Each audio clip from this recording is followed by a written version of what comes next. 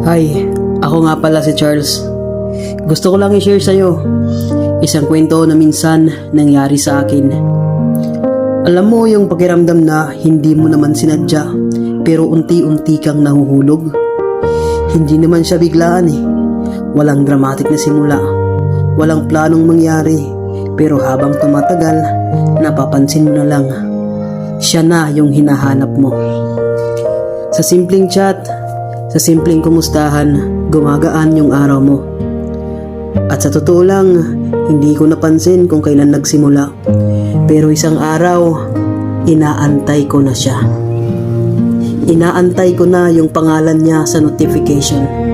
Inaantay ko na mag-message siya. Parang may kulang kapag wala siya. Doon ako natakot. Kasi doon ko na-realize, hindi na to simpleng saya lang. Hindi na to simpleng okay lang. Mahal ko na yata siya. Pero ito yung parte na masakit tanggapin.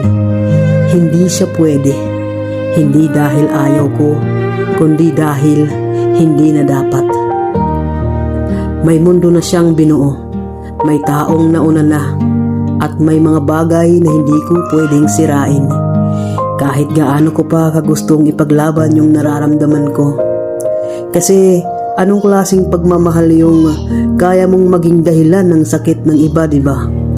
Kaya habang maaga pa, habang kaya ko pang kontrolin ang sarili ko, pinipili kong umatras.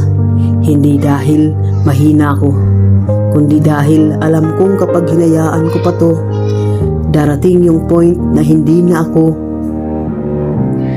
ko na kakayaning bumitaw. At mas masakit yun. Mas masakit yung alam mong mali na pero hindi mo na mapigilan. Mas masakit yung nandyan siya pero hindi mo pwedeng angkinin.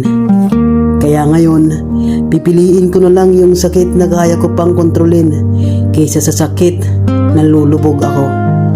Hindi ko siya iwasan ng biglaan. Hindi ako magiging masama. Pero matututo akong magtira para sa sarili ko. Bawas muna, layo-layo muna, hihinga muna. Hanggang sa dumating yung araw na hindi na siya yung hinihintay ko. Kasi sa totoo lang, hindi lahat ng minamahal dapat ipinaglalaban. Minsan, ang tunay na pagmamahal, yung marunong kang tumigil.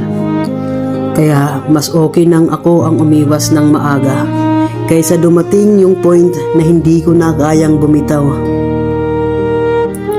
Oy, kung naririnig mo man to ngayon, dinaan ko na lang dito kasi di ko masabi sa'yo ng diretso.